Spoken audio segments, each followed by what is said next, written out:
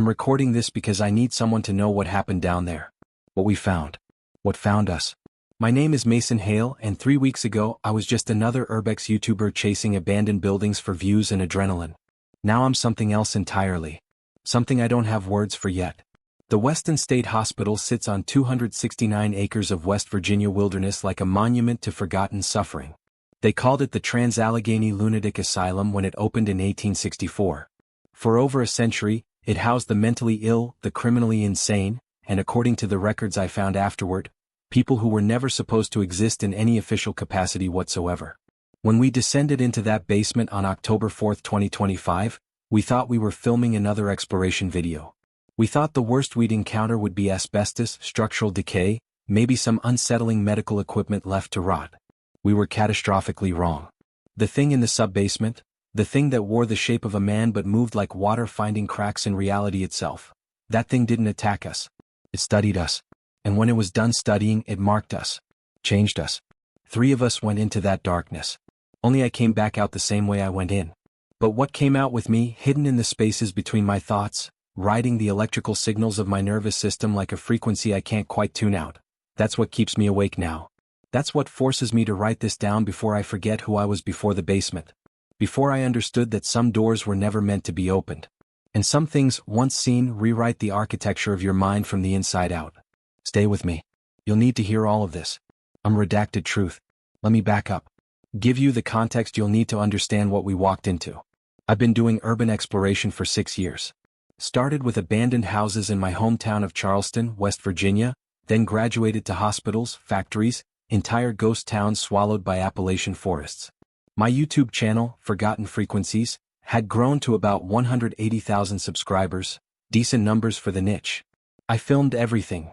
The peeling paint, the decay, the way nature reclaims human spaces with patient violence. But I also felt something else in those places. A presence. Like the walls themselves remembered the lives that had passed through them. The Weston State Hospital was the white whale for East Coast urbex explorers. The main building is a Gothic revival masterpiece, or nightmare depending on your perspective. Hand-cut sandstone, 242,000 square feet, originally designed by Richard Snowden Andrews. At its peak in the 1950s, it held 2,400 patients in a facility built for 250. The overcrowding was catastrophic. Lobotomies, electroshock therapy, isolation cells barely larger than coffins. Thousands died there. Thousands more emerged broken in ways that medicine still doesn't have language for. It officially closed in 1994, sat empty for years, then reopened partially for historical tours. But there are sections, wings and sublevels, that remain locked. Off-limits. The official explanation is structural instability, environmental hazards, liability concerns. Standard bureaucratic reasoning. But rumors persisted. Local ghost hunters talked about electromagnetic anomalies in the North Wing. Paranormal investigators claimed EVP recordings captured voices speaking in languages that predated human civilization. There were stories about medical experiments that went beyond the unethical into the realm of the impossible. Programs that didn't appear in any official record. Patients with no families, no histories, no paper trail except for coded entries in ledgers that were supposedly destroyed in a fire in 1963. And then there was Building D. Building D doesn't appear on the official site maps. It's not mentioned in historical documents available to the public. But if you dig into property surveys from the 1940s, cross-reference them with declassified OSS documents and wartime medical research programs, a pattern emerges. A small structure, built in 1943, connected to the main hospital by underground tunnels. The official explanation, when pressed, is that it was a morgue and pathology lab. But the architectural drawings, which I obtained through a FOIA request that took 3 years to process, show something else entirely. Building D had reinforced concrete walls 3 feet thick. Industrial air filtration systems decades ahead of their time. Power consumption records that suggest equipment far beyond what a simple morgue would require. And a sub-basement level that went down 40 feet into bedrock, with specifications for electromagnetic shielding and Faraday cage construction that wouldn't make sense for storing cadavers. That's where we were going. That's what I'd spent months planning for. I wasn't going alone. Never do on major explorations, too many risks. I brought 2 people I trusted. Marcus Webb was my camera operator and oldest friend. We'd grown up together, served in the same National Guard unit, Both got out after our 6 years and drifted into creative work rather than the contractor pipeline most vets take. Marcus was methodical, calm under pressure, and had a technical background in electronics that made him invaluable for navigating secured buildings. He also had a healthy respect for danger, which is critical in this work. Too much fear and you don't move. Too little and you don't come back. Alexis Chen was a relative newcomer to our crew, only been on 3 previous explorations, but she'd proven herself capable. Former geology PhD student who dropped out after a funding dispute, she had expertise in ground-penetrating radar and structural analysis. She could read buildings like some people read faces, understanding their history through architecture and decay patterns. She was also deeply interested in the paranormal, though she approached it with scientific rigor rather than blind belief. That combination made her perfect for this operation. We prepared for weeks. Obtained copies of the tunnel layouts through a combination of FOIA requests, historical society archives, and some light social engineering with former maintenance workers. We studied patient records that had been digitized, looking for patterns, anomalies, anything that might explain the rumors. We practiced our infiltration route, timed security patrols, identified camera blind spots in the perimeter. The plan was simple. Enter through a maintenance access point on the east side at 2:47 a.m., during the gap in patrol coverage. Navigate through the main building service corridors to the tunnel entrance in the old boiler room. Follow the tunnel network to Building D. Document everything. Exit by 5:15 a.m., before the morning shift started. Total operation time, 2 hours and 28 minutes. We went over scenarios, emergency protocols, communication procedures. We had backup batteries, multiple light sources, two-way radios with encrypted channels, first aid supplies, breathing masks rated for asbestos and mold, and even a portable air quality monitor because Alexis insisted some of the old labs might have residual chemical hazards. What we didn't have was any preparation for what was actually waiting in that basement. Because how do you prepare for something that shouldn't exist? How do you train for an encounter with something that operates outside the known laws of physics and biology? You don't. You can't. You just walk into the darkness with confidence born from ignorance, and you hope that when reality breaks down around you, your mind can adapt fast enough to keep you functional. Before I go further, I need to establish something clearly. What I'm about to describe violates federal trespass laws, state property regulations, and probably a dozen other statutes I'm not aware of. I'm confessing to criminal activity. I'm doing this because the alternative, staying silent about what exists beneath that hospital, is a greater moral violation than breaking and entering. Second, I don't expect you to believe everything I'm about to tell you. I wouldn't believe it either if I hadn't experienced it directly. Some of what happened contradicts accepted scientific understanding. Some of it sounds like the delusions of someone experiencing a psychotic break or substance-induced hallucination. I've considered both possibilities extensively. I've seen doctors, had MRIs, blood work, psychiatric evaluations. Everything comes back normal. I'm not sick. I'm not delusional.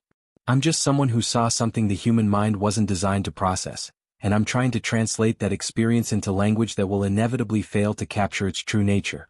Third, if you're reading this and thinking about going to Weston State Hospital to verify what I'm claiming, don't. The entrance we used has been sealed with concrete. The tunnel network has been collapsed in multiple locations. Within a week of our exploration, federal contractors arrived and worked around the clock for 11 days, installing new security systems, conducting what they called structural remediation, and removing materials under armed guard in unmarked vehicles. Someone knows what's down there. Someone has known for a long time. And they've gone to considerable effort to make sure it stays hidden and contained. I'm not saying this to dissuade serious investigation. I'm saying it because if you go looking for this, you need to understand that you're not just exploring an abandoned building. You're stepping into something that is actively monitored, actively protected, and potentially actively malevolent. The thing we encounter doesn't follow rules as we understand them. It doesn't communicate in ways that make immediate sense. And it leaves marks on you that aren't visible in any medical scan but are absolutely, undeniably real. You've been warned. Everything beyond this point is testimony from someone who crossed a threshold that should have remained uncrossed. Learn from my mistakes. Or ignore them and discover for yourself what waits in the dark corners of our reality where the architecture of the possible starts to break down. We entered the grounds at 2:43 a.m. on October 4, 2025. 4 minutes ahead of schedule. The weather was cooperating. Overcast, no moon, temperature around 52 degrees. Good visibility with our night vision equipment, but dark enough that we'd be difficult to spot if anyone was paying attention. The perimeter fence was exactly where our reconnaissance had mapped it. We used bolt cutters on a section obscured by overgrown vegetation, making an opening just large enough to slip through single file. Marcus went first, then Alexis, then me.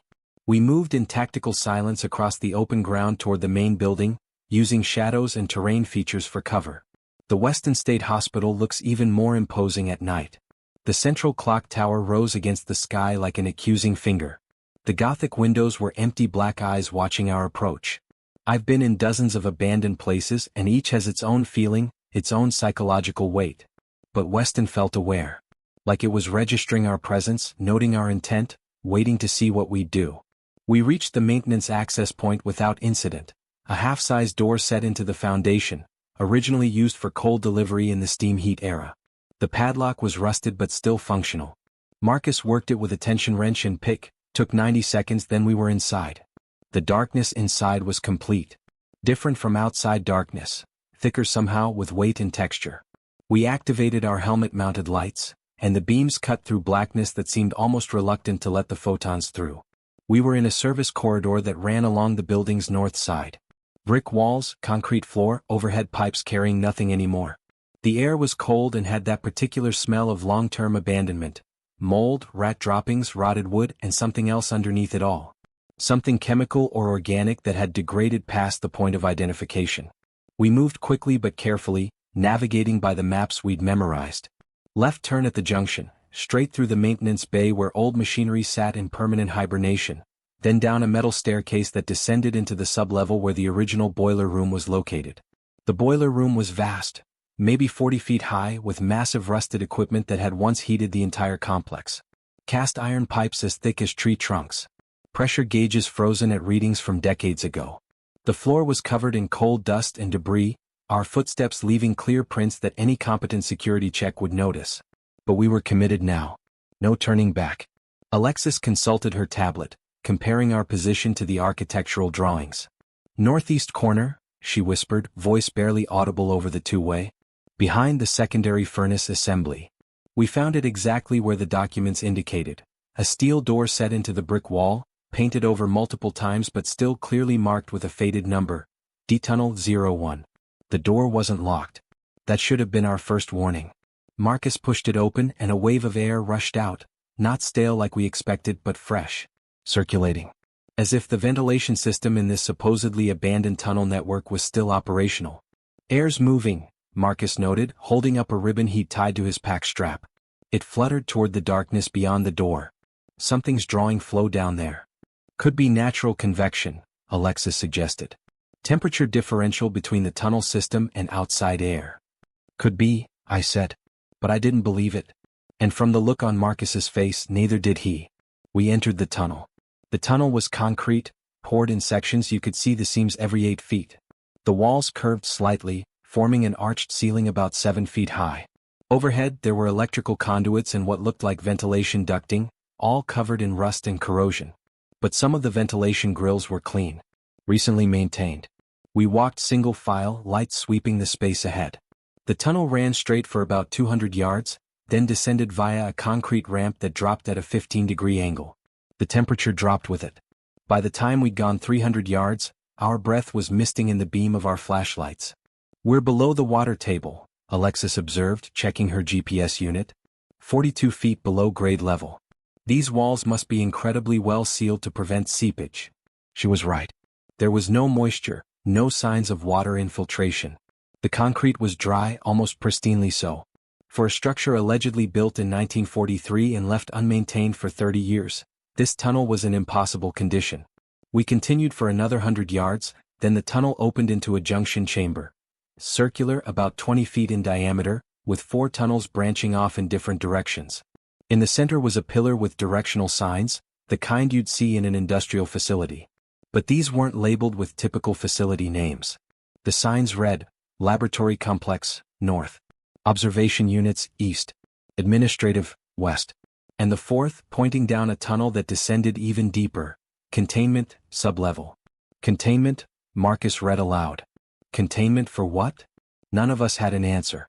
We consulted the architectural drawings again. Building D should be at the end of the north tunnel, about 60 more yards. We took that path. This tunnel was different.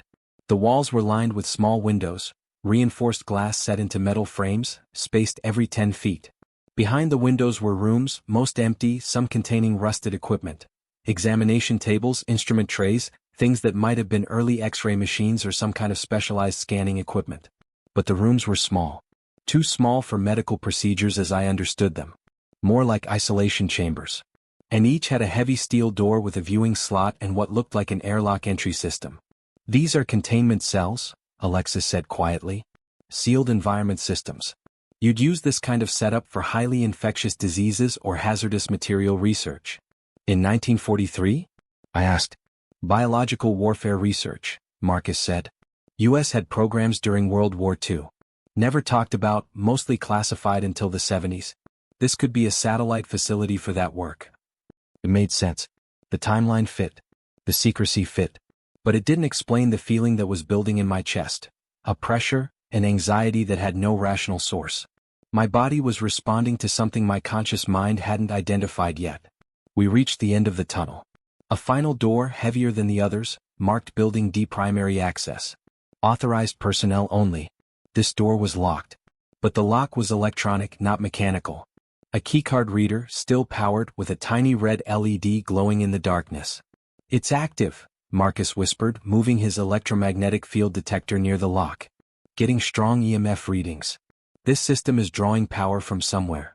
We'd anticipated electronic locks and brought a bypass device. Military surplus gear Marcus had acquired through less than legal channels. He attached it to the reader and it began cycling through code combinations, thousands per second. While we waited, I examined the door more closely. The steel was thick, at least 3 inches with reinforced edges. Not just a security door. A blast door. Designed to contain explosions or seal off sections in emergency scenarios. The bypass device beeped. The lock disengaged with a heavy clunk that echoed down the tunnel. The LED changed from red to green. Marcus looked at me.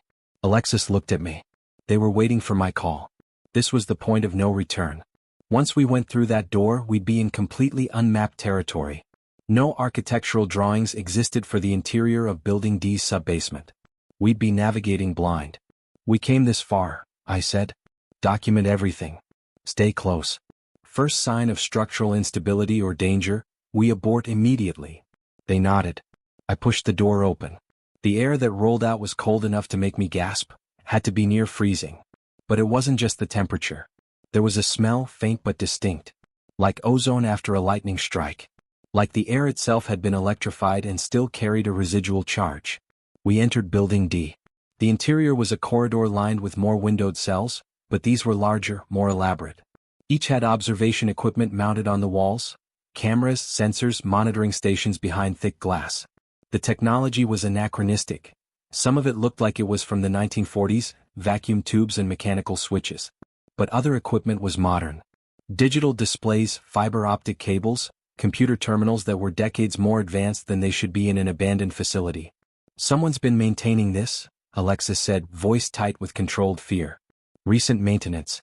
Some of this equipment is from the last 10 years. We moved deeper. The corridor branched into a larger chamber, maybe 50 feet across, with a high ceiling that disappeared into darkness above our light's reach. The walls were lined with filing cabinets, shelving units filled with document boxes, and banks of equipment that hummed with low electrical power. In the center of the chamber was a table. On the table was an object. We approached slowly, lights converging on it.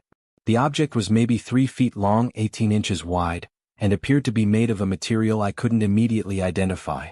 It looked like stone, dark gray, almost black, with a surface that seemed to shift slightly in the light. Not moving exactly, but as if the texture was subtly different every time I looked at it. Geometric patterns were carved or molded into its surface. Angular, recursive, following mathematical principles that hurt to look at for too long. What is that? Marcus whispered. Alexis moved closer, pulling out her tablet to photograph it. As she approached within about 6 feet, the object changed. The surface rippled. Just once, like water responding to a dropped stone, but the material was solid. Had to be solid. But I watched it ripple, watched the geometric patterns shift and reconfigure into a new arrangement that was somehow more complex and more disturbing than the previous configuration. And then I felt it. We all felt it. A presence. Not like someone was watching us, like something was inside our awareness, looking out through our eyes, accessing our thoughts with the casual intimacy of someone reading over your shoulder. The pressure in my head intensified. My vision blurred slightly at the edges. I heard Marcus gasp, saw Alexis stumble backward, her hand going to her temple. "What the fuck?" Marcus managed to say. "What the fuck was that?" "Telepathic probe?" I said, the words coming out of my mouth before I consciously formed them. How did I know that? How did those words make sense? But they did. Somehow, I understood what had just happened. The object, whatever it was, had touched our minds, examined us, made a record of our presence. "We need to document this," Alexis said, her scientific training overriding the fear. I don't know what this is, but it's the most significant find I've ever seen." We spent the next 10 minutes photographing the object from every angle, taking EMF readings, which were off the scale, thermal imaging, the object was exactly room temperature, no heat signature at all, which was thermodynamically impossible, and even attempting some basic material analysis with Alexis's portable spectrometer. The results were nonsensical. The spectrometer couldn't determine the chemical composition, kept returning error codes as if the material didn't exist in any database of known elements and compounds. While we worked, I explored the filing cabinets, pulled out documents at random. What I found made me understand we'd stumbled onto something far beyond urban exploration, far beyond local government conspiracy. The documents were patient files, but not normal medical records. Subject 017A. H. Unknown. Origin. Unclear. Exposure date. March 17, 1947. Initial symptoms. Linguistic fragmentation, spontaneous mathematical insight, claim of frequency awareness. Progression. Rapid cellular mutation, dimensional displacement phenomena, eventual noncorporeal conversion. Subject 031C. Age 34. Origin. Civilian, involuntary admission. Exposure date. August 22, 1952. Initial symptoms. Time perception distortion, precognitive episodes, skin luminescence. Progression. Complete biological restructuring, transition to energy-based consciousness, termination required. There were dozens of files. Hundreds. Each describing human beings exposed to something. The documents called it artifact contact, and the horrifying transformations that followed. Some subjects became non-human within days. Some retained human form but exhibited abilities that defied physics. Telekinesis, remote viewing, spontaneous teleportation, matter phase shifting. And some disappeared entirely. Not died. Not escaped. Just stopped existing in a way that could be measured or recorded, as if they'd slipped into a dimensional frequency that observation equipment couldn't detect. "This is a research program," I said aloud, my voice echoing in the chamber. They were studying something here. Exposing people to it. Documenting the results. What were they studying? Marcus asked. I looked at the object on the table. And as I looked, I understood. Not through logic or deduction, but through direct knowing, as if the object itself was explaining its nature through channels that bypassed language entirely. "Contact," I said. They were studying contact. First contact. That object isn't from Earth. It's not human technology. It's something else. Something from somewhere else. And every person who got close to it, who touched it or was exposed to its influence, started to change. Started to become something other than human. Comment what you think happened to these subjects. Because what came next proved some of them are still there. Alexis was reading over my shoulder now, looking at the files. Her face had gone pale. This program operated for decades. The last dated file I see is from 1989. That's only 36 years ago. Some of the people in these files could still be alive. If alive is even the right word for what they became. "We need to leave," Marcus said suddenly. "Right now. This isn't exploration anymore. This is evidence of crimes. Of human experimentation. We need to get this to authorities, media, someone who can..." He stopped mid-sentence. Because the lights went out. All of them. Our helmet lamps, our flashlights, even the glow from our equipment displays. Darkness so complete it was like being blind. And in that darkness something moved. I heard it before I saw it, if "saw" is even the correct term for what my brain was trying to process. A sound like wind through a narrow space, but there was no wind. A rustling like fabric moving, but nothing was touching me. And underneath it all, a frequency that I felt more than heard, a vibration that resonated in my bones and teeth, making my entire skeleton hum with sympathetic resonance. My vision, Whatever sensory input my brain was receiving in the complete darkness began to show me shapes, outlines, edges of things that shouldn't have edges because they weren't three-dimensional in any conventional sense. The thing that moved through the chamber with us was tall. Maybe 7 feet, maybe more, maybe height was the wrong metric to apply because it seemed to extend in directions that weren't up or down, left or right. It had a form that suggested human anatomy, the basic bilateral symmetry, appendages that might be limbs, a region that might correspond to a head, but the proportions were wrong. Elongated. Distorted. Like someone had taken the human template and stretched it through dimensions we don't have names for. And it moved wrong. Not walking exactly. More like it was solving the equation of its position relative to our position, and each solution brought it incrementally closer without crossing the intervening space in a way that made physical sense. I heard Marcus breathing in rapid, shallow gasps. Panic breathing. Combat veterans recognize that sound. It's the prelude to complete psychological breakdown. Don't move, I whispered, forcing calm into my voice. Don't run. I don't think it's hostile. How did I know that? I didn't. But some part of my awareness, some deep intuitive understanding that the artifact had awakened, was telling me that this entity, whatever it was, wasn't attacking. It was investigating. Studying us the same way we'd been studying the files and the artifact. The entity moved closer. I could almost see it now, my visual cortex desperately trying to construct a coherent image from sensory data it had no framework to interpret. It had something like eyes, multiple points of luminescence in what I interpreted as a head region, arranged in patterns that weren't bilateral. And those points of light were focused on me. I felt the touch again. The mental contact. But stronger this time, deeper. Not just surface thoughts but memories, personality, identity. The thing was reading me. Downloading my consciousness like data from a hard drive. Images flashed through my mind, not my memories but someone else's. Multiple someone else's. I saw a man strapped to a table, thrashing, screaming, while scientists in 1940s era protective gear observed from behind glass. I felt his terror, felt the moment the artifact's influence penetrated his consciousness, felt his mind expand in directions that human neurology wasn't designed to accommodate. A woman sitting calmly in a cell, her skin glowing with soft blue light, speaking in a language that had no human phonemes. She was explaining something to the researchers, explaining the nature of reality, the architecture of dimensions, the way consciousness could be transferred between different states of matter and energy. But the researchers couldn't understand. Their minds weren't prepared. They tried to record her words but the recordings were blank. The frequency of her communication wasn't in any spectrum their equipment could capture. A child, or something that had been a child, phasing in and out of visibility, existing in multiple locations simultaneously, crying because it couldn't control its new state of being and wanted to go home, but home was a concept that no longer applied to what it had become. Dozens of these flashes. Hundreds. A historical record of transformation and horror and transcendence all mixed together in a nightmare montage of human beings becoming post-human, whether they wanted to or not. And then I understood. Finally, completely understood. The artifact wasn't a weapon. It wasn't technology in the conventional sense. It was a catalyst. A dimensional bridge. Something that allowed consciousness to perceive and interact with layers of reality that human awareness normally couldn't access. The people who'd been exposed hadn't been killed or mutated randomly. They'd been elevated.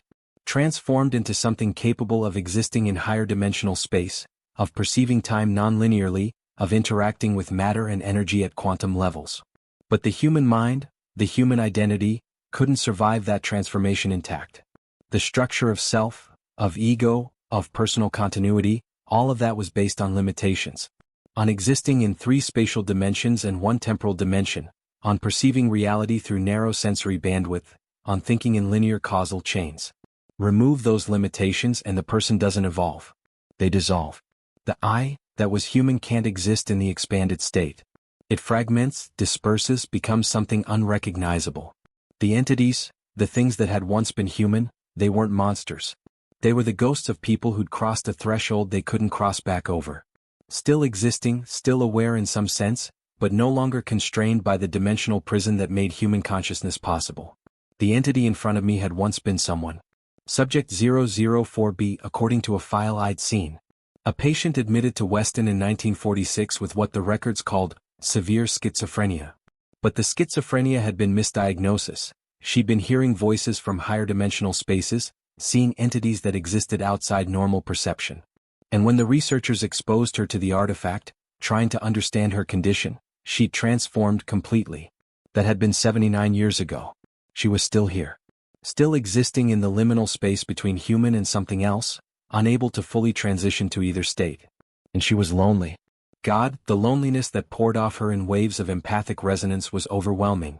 Decades of isolation, unable to communicate with the human researchers who feared her, unable to fully join the dimensional spaces she could perceive but not quite reach. I felt tears on my face. Not fear tears. Grief tears. "I'm sorry," I said aloud. Not sure if she could understand words anymore but needing to say it. "I'm so sorry for what they did to you." The entity, she paused in her approach.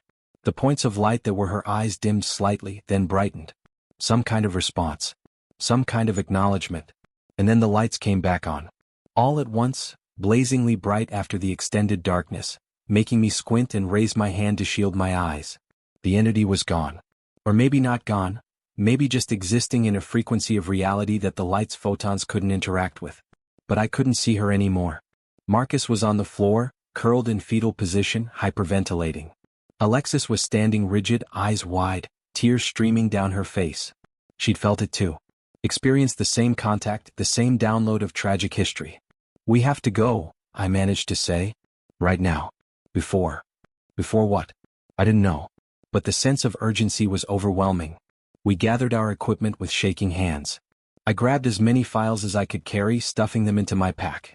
Alexis took photographs of everything, her camera flash strobing through the chamber like lightning. Marcus pulled himself together enough to stand, to move, to help us pack up. We left the artifact on the table. Touching it, actually making physical contact, would have been suicidal. Just proximity had been enough to open channels in our consciousness that I could feel straining to widen, to pull us further into transformation. We ran.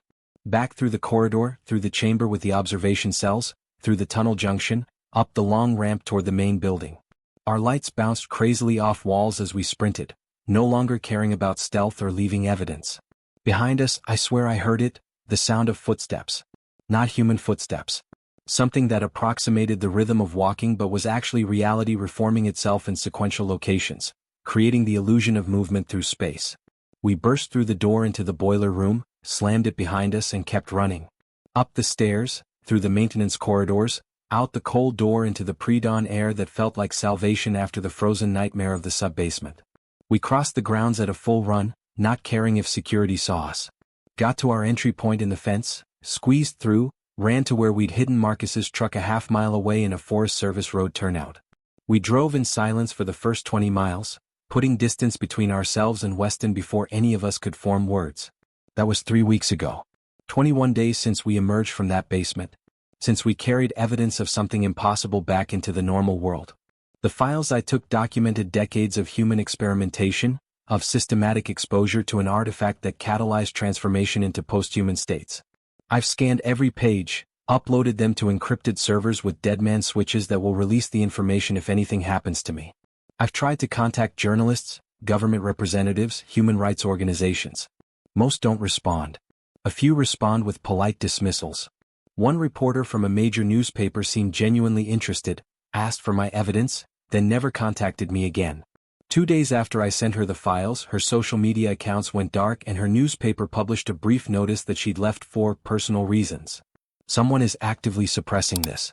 Someone with the resources and authority to silence investigation before it gains momentum. Marcus hasn't spoken to me since the second week. The last time we talked, he told me he was having episodes, moments where his perception would slip, where he'd see the world in too many dimensions at once, where his hand would seem to phase through solid objects. He's seeing doctors, but how do you explain to a psychiatrist that you're experiencing spontaneous dimensional displacement as a result of exposure to an extraterrestrial artifact in a secret government research facility? Alexis has gone further into the transformation. She calls me every few days and each time her voice sounds less human. The cadence is wrong. The prosody doesn't match natural speech patterns. She's starting to speak in harmonics, as if multiple frequencies are using her vocal cords simultaneously.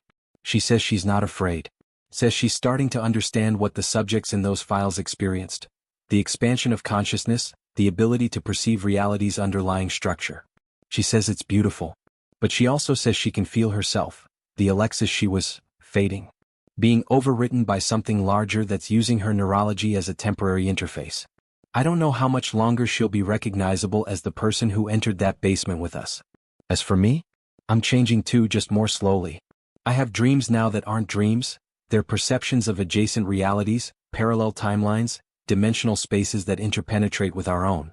I see mathematics in everything, the underlying equations that govern physical laws.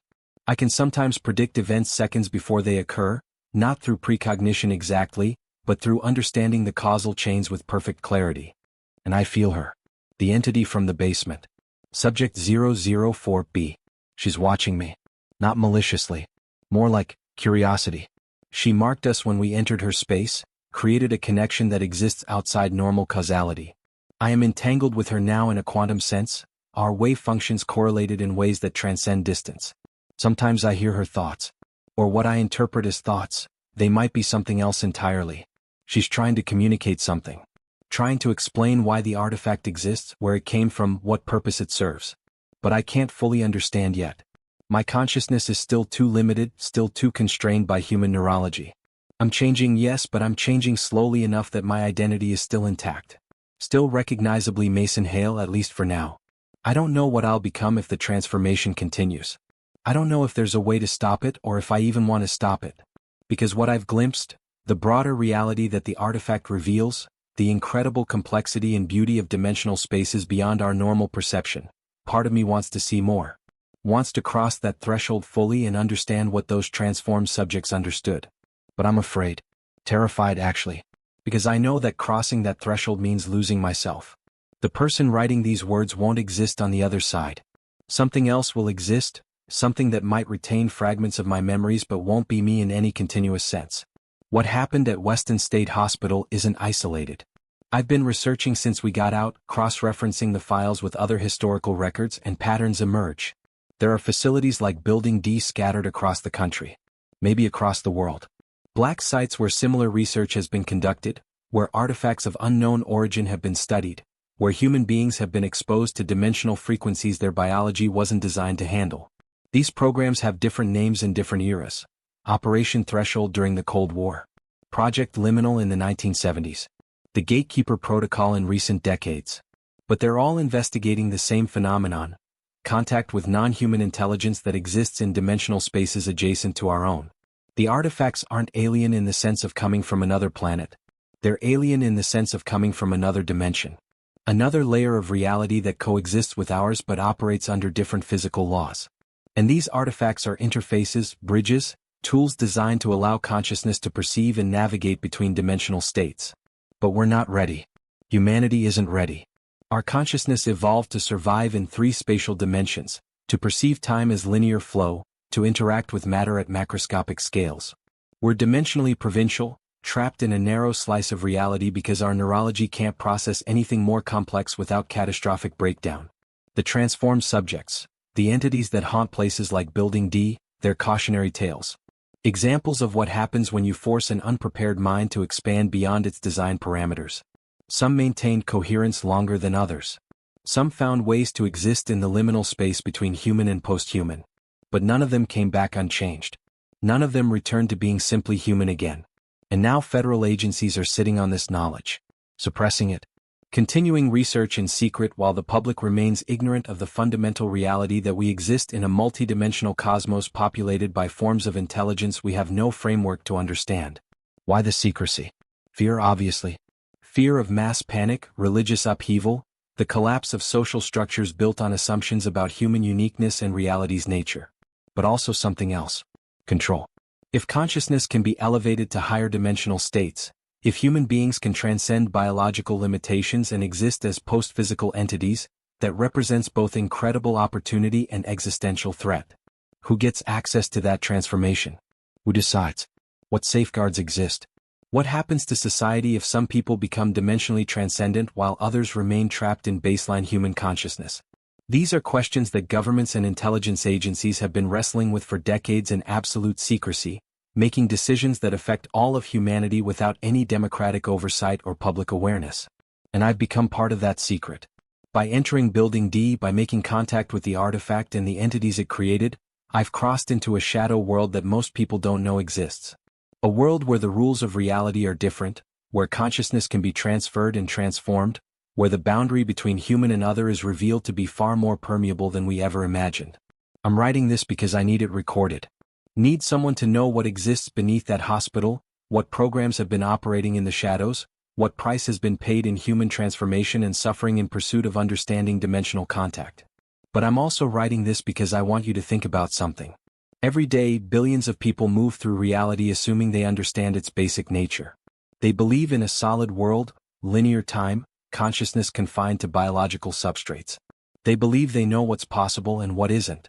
But reality is stranger and more complex than we've been taught. Consciousness is more flexible than we've been told. And the boundaries we think are absolute, between human and non-human, between physical and non-physical, between one dimension and another, those boundaries are permeable, conditional, negotiable under the right circumstances. The artifact in Building D is just one of many interfaces between our reality and others. And contact, real contact with genuinely alien intelligence, isn't coming from the stars. It's already here. It's been here. It's folded into the spaces between spaces, existing in frequencies we don't normally perceive but that become visible, tangible, undeniable when consciousness expands to accommodate them. We're on the threshold of something. Humanity as a species is approaching a transition point where we'll either learn to consciously navigate dimensional spaces and evolve beyond our current limitations, or we'll remain trapped in three-dimensional perception while other forms of intelligence move through reality around us, unseen and unacknowledged. The research programs, the artifacts, the transformed subjects, they're all part of humanity's fumbling, terrified, uncoordinated attempt to understand what comes next. What we might become if we're brave enough or foolish enough to cross the threshold. I don't know which side of that threshold I'll end up on. I don't know if I'll remain Mason Hale or become something else entirely. But I know that ignorance isn't protection. Not knowing doesn't make the dimensional layers go away. Doesn't make the artifacts less real. Doesn't prevent transformation from occurring to people who stumble into contact without preparation or consent. The secret facilities need to be exposed. The research needs to be brought into the open. The transformed subjects, the entities that still exist in liminal spaces trapped between states of being, they deserve acknowledgement, understanding, maybe even help if help is still possible. And the public deserves to know. Deserves to understand that the reality we've been taught is a simplification. A protective fiction that makes life manageable but isn't ultimately true. We live in a multidimensional cosmos. We share it with forms of intelligence and consciousness that don't conform to human categories. And we have the potential to evolve beyond our current limitations, to become something greater, but that evolution comes with risks we're only beginning to understand. 3 weeks ago, I was just an urban explorer looking for abandoned buildings and interesting content. Now I'm someone who's touched the edge of something vast and incomprehensible, something that's permanently altered the architecture of my consciousness. I can't go back. Can't unsee what I've seen. Can't unknow what I now know. All I can do is document it, share it. Hope that someone reads this and understands that the world is stranger, more dangerous, and more filled with possibility than we've been allowed to believe. The Weston State Hospital still stands. Building D still exists beneath it, with its artifact and its entities and its records of transformation. Federal contractors have sealed the entrances, upgraded security, made it nearly impossible to access. But they can't contain what's already been released. Can't suppress knowledge that's already spreading through networks they don't control. Can't stop the slow, inevitable process of disclosure that happens when secrets become too big to hide. I broke into an abandoned asylum in West Virginia. What we found in the basement wasn't human, but it had been human once. And that's the most terrifying part of all. My name is Mason Hale. If you're reading this, I'm either still alive and fighting transformation, or I've crossed over completely and this testimony is all that remains of who I was. Either way, remember, the boundaries are permeable. The threshold exists. And once you become aware of it, you can never quite unsee it. The darkness beneath the asylum wasn't absence of light. It was presence of something else. Something that's been waiting patiently for humanity to develop the consciousness necessary to perceive it. And now that we can perceive it, the question becomes, what do we do with that knowledge? I don't have the answer. But I know that ignorance and suppression aren't sustainable strategies. The door has been opened. There's no closing it now. You made it to the end. That means something. Subscribe to Redacted Truth. There are other places like Building D.